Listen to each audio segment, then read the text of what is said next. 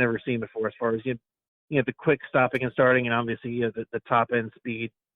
So I mean, besides that, I mean, Ravens defense, obviously you got a couple picks. Earl Thomas with one early, which is always encouraging. Again, with a game like this, it's hard to really pick it apart, drive by drive, or obviously it wasn't close in the end, so you can't do some of that analysis. But yeah, I mean, we kind of know where our teams are at. I know the Ravens have their first home game next week against the Cardinals. Terrell Suggs is homecoming. Unfortunately, the Dolphins are hosting the Patriots next week. So I don't know how that game is going to go, but hopefully it's not as ugly as this one for you, Ron. Yeah, I have a feeling it's probably they're going to be real ticked off after the Miami Miracle from last year. So I have a feeling they're going to be looking to step on our throat this time and not even trying. They're going to make sure that no Miami Miracle can change the the game this time. Yeah, I mean, I don't think that'll be an issue for them next week, but you never know, I guess. But yeah, so quite the victory for the Ravens. Obviously, as a Ravens fan, I'm very excited about the start. The offense is not going to be perfect throughout the season. There are going to be some ups and downs. But with all the Dolphins' problems, they are still a pro football team.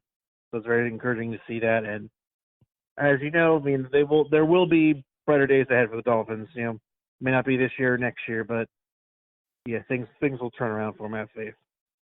Yeah, hopefully. We'll see. It's going to be a while. Yeah, I think so. You guys look good. Right. I mean, you look like an up-and-coming team for sure. Yeah, you're doing a very soft rebuild, getting rid of some veterans, but not completely just destroying the team. Still keeping the young talent, which will be around hopefully for a while. We'll see what happens. All right, thanks, Ron. Appreciate your time. All right, thanks a lot. All right, what's up, everybody? I am here with Jordan, the Titans fan. Titans had a nice victory over the Browns on the road. Wasn't something most people were expecting, probably especially cocky Browns fans. So how you feeling, Jordan? I feel great. I mean, that game went about as good as possible. I think our defense was really – I mean, the Browns had like a huge drive, their first drive, and it looked like they were going to be unstoppable. And then after that, they really couldn't do anything. And Baker Mayfield threw, I think, 3 interceptions. We had 5 sacks. We had a pick 6. We had a safety. So our defense was just all over the place.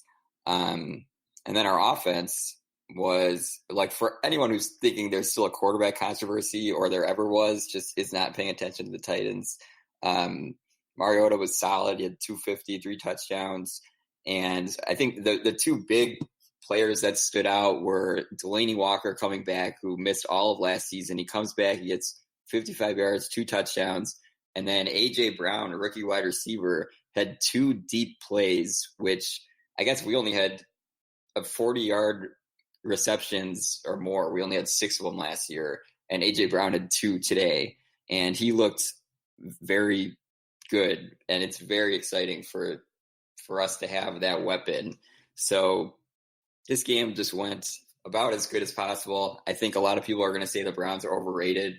I still think the Browns have a lot of explosiveness, but in this game, they were just very undisciplined. They had a ton of penalties, and not even like holding or pass interference. They had like penalties after the snaps. They had a bunch of unsportsmanlike conducts. They had their tackle get ejected for kicking Logan Ryan in the helmet. And they just had so many penalties that it really hurt them. So I think as the season goes on, they're going to clean some stuff up. And they definitely looked explosive on the couple drives they had. But this was just a great win for the Titans. And I think the Titans are a lot better than anybody, certainly anyone on this podcast, has given them credit for. Who's next up on as far as opponents go for the Titans? So we have the Colts at home next week. Which I guess, the Colts went to overtime, so against the Chargers, so you don't know what that is going to be like. But we got the Colts and the Jags next 2 games. So if we could take care of those 2 games, then this division is looking pretty wide open right now. So great start for the Titans. I feel like nobody is, because of the way it was a blowout, I feel like nobody's really paying too much attention to it. But we just came in and dominated, and I think everyone expected everyone definitely expected the Browns to be getting the hype, and they definitely have a great D line, and we had Taylor Lewan suspended on the offensive line for the first 4 weeks, but we were still able to scheme around it. And our Arthur Smith's play calling, it's his first year as offensive coordinator. He just mixed up the formation so much. He had a screen pass for Derrick Henry where he just ran 75 yards untouched down the sideline, which is beautiful. The play calling was just so much better than anything I've seen the last couple of years. It's just a great win for the Titans. I'm sure Browns fans are depressed, but I'm sure the Browns will turn it around. I think this is just one. I was glad to catch them in week 1 before they've kind of figured it out yet. Yeah, possibly. They might have gone in there a little cocky too. I mean, yeah. I know that, they take on the personality of their quarterback. He's a cocky guy. I know Browns fans are cocky. I mean, you would think that they'd won Super Bowls the way I'm hearing it from Browns fans. So maybe they all needed to kind of be knocked down a peg, a little bit of reality to realize, hey, you don't just show up and win. It takes a lot of work. And the Titans were definitely an underrated team for sure. And the defense especially. And I think that showed today. My personal opinion from what I got to see of the game, I thought the defense really looked good, and that could be one of the better defenses in the NFL this year. Yeah, old man Cameron Wake came in with 3 sacks today and a forced fumble. And he's 37 years old. So we got to sign him in the offseason. I don't think anyone was expecting him to be still that good, but apparently he is.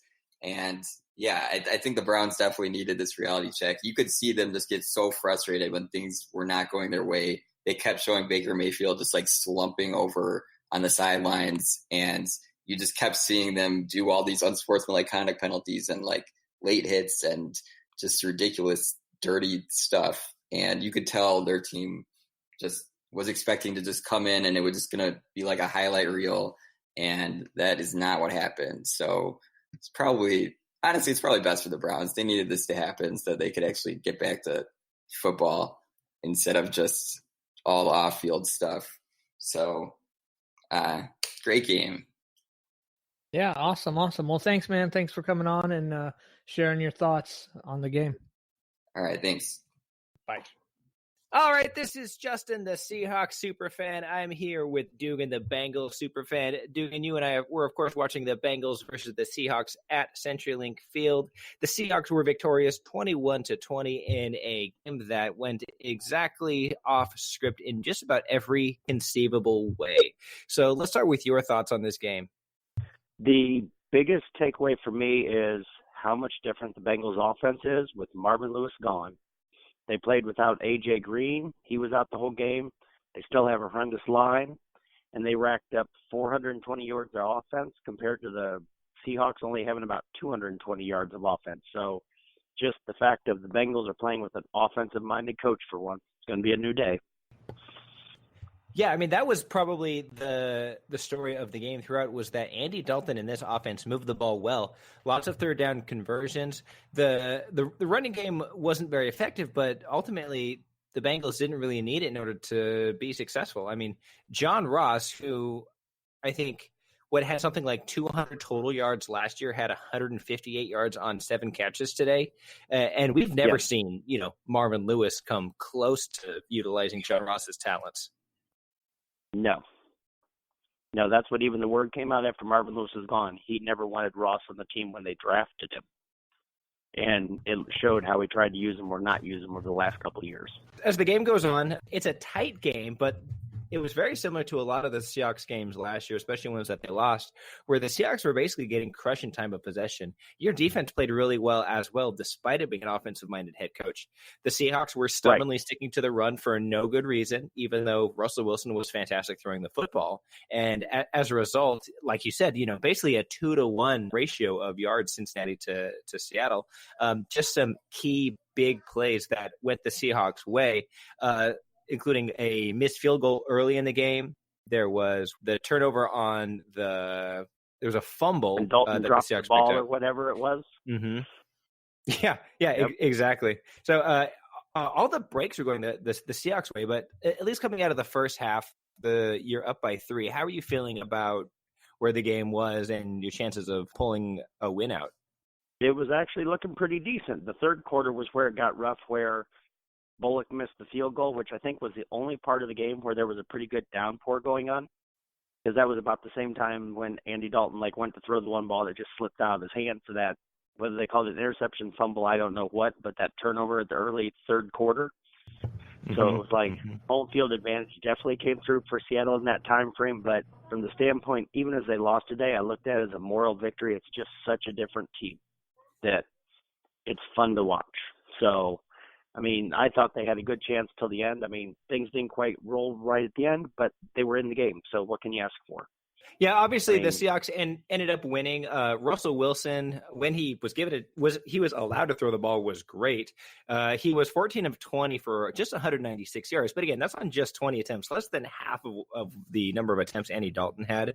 But he averaged nearly 10 yards in attempt, actually more. He did take a number of sacks, some of which was his fault, some of which was not. But DK Metcalf was his go-to target. And, man, if you want to talk about something that gets the fans in Seattle salivating, it's DK Metcalf. I, amongst others, was thrilled when they drafted him, really excited about the possibilities, and he was all over the field. They were throwing slants to him. They were throwing deep to him. He was making acrobatic catches. Tyler Lockett he had 2 targets on the day, both of which were perfect passes. One went for a 44-yard touchdown. The other one would have been another 30 to 40-yard strike, but Tyler Lockett had an odd drop. So when the Seahawks threw the ball, they were just fine, but they're just running a Stone Age offense. And the Cincinnati run defense, which was, let's be honest, not very good last year, was outstanding today. Right. Oh, it was totally different. And you can see Metcalf is going to be a beast. He just boxed out the Bengals cornerbacks a couple times and just muscled them out of the way. And, that's a powerful play for him. He's going to be a stud. That's all there is to it. I feel exactly the same way. This is one of those ones where I think if you can not feel great in a win, that's certainly where I'm at, because I still don't love the direction of the offense.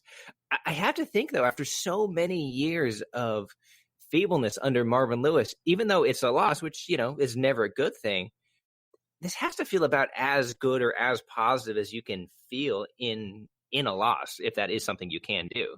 Oh, yeah, there's no doubt that things are going in the right direction. Obviously, they're not going to be a contender this year probably, unless some miraculous thing happens. But you can just see it going the right direction. That's all there is to it. You can see all the pieces starting to gel.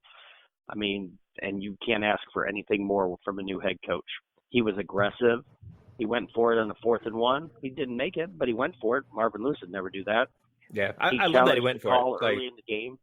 I would come aside. I thought it was the right thing to do to go for it right there. I do call, but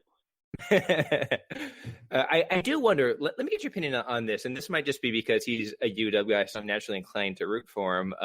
I almost think, assuming you're not in contention this year, which I don't think the Bengals are, I think next year really is when we can expect things. Having AJ Green gone for a little bit might be the best thing that can happen to John Ross, because he needs to get comfortable, and show what he can do well. And today felt like a great first step in that. Last year, and I looked at it, they had Ross and Green on the field at the same time. You're going to see, because they also played a wide receiver today, Willis, that was an undrafted free agent. He started at wide receiver today. That's how different things are in Cincinnati. They cut some veterans and kept him around and called him the starter. I think he'll be the one that loses out reps. But there's no doubt Ross needs the attention, and Zach Taylor said he was going to be getting a lot of attention already. I just can't wait to see when AJ's back on the field with him. Make the defenses play honest. It's going to be a whole different thing, and let Tyler Boyd stay in the slot. There you have it. Once again, Seahawks victorious 21-20 over the Cincinnati Bengals. But this being the very first game of a new coach, things sure as heck look different, Dugan. I think there is some potential for some success. And honestly, since my Seahawks usually suck for the first month of the year, I'm just happy to escape with the W. So thank you. Yep. Good luck next week. Yep. Thanks. You too. All right. So the Minnesota Vikings opened their season at home against the Atlanta Falcons, and they ended up winning 28-12 in a game that was not nearly as close as the score suggests. Julio Jones and Calvin Ridley bailed out their fantasy owners with late, meaningless touchdowns. Hopefully you weren't starting Matt Bryant, but the real story of today was Minnesota not just running the ball, as Dalvin Cook and Madison just put on a clinic, averaging more than 5 yards per carry, accounting for the bulk of not only Minnesota's offensive production and their touchdowns, but just like the bulk of the highlights. Good on you if you have them. Atlanta, not